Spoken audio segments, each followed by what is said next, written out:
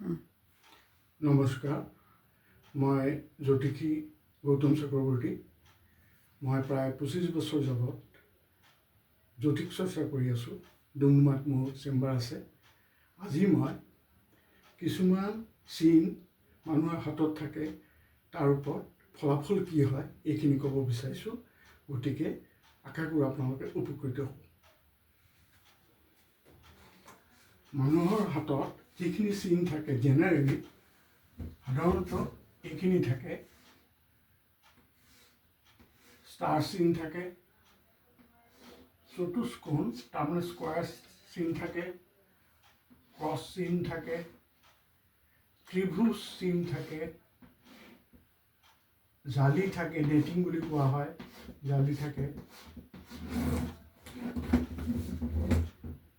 তিল চিন থাকে, ব্লেক ডট, এনেকুৱা ধৰণৰ কিছুমান চিন থাকে।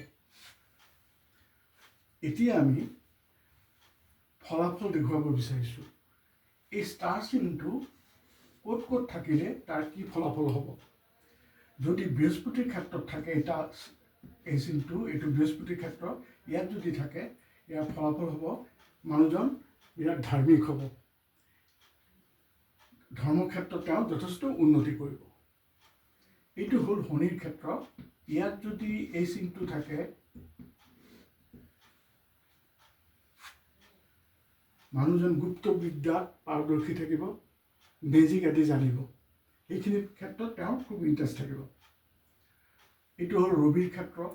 ৰবিৰ ক্ষেত্ৰত যদি এই চিনটো থাকে,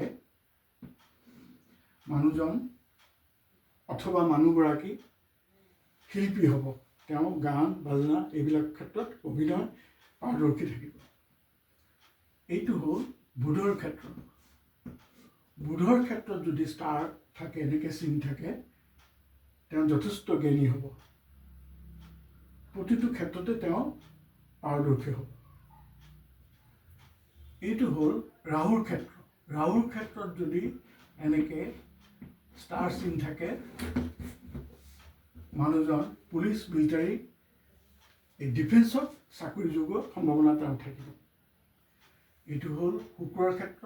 শুক্ৰৰ ক্ষেত্ৰত যদি থাকে, মানুহজন ভোগী হ'ব, বিপৰীত লিংগৰ প্ৰতি আকৰ্ষিত হ'ব। এইটো হ'ল মংগলৰ ক্ষেত্ৰ। মংগলৰ ক্ষেত্ৰত যদি ষ্টাৰ চিন থাকে, তেওঁ মাটি বাৰী সম্পত্তিৰ মালিক হ'ব, যথেষ্ট টকা পইচা তেওঁৰ থাকিব।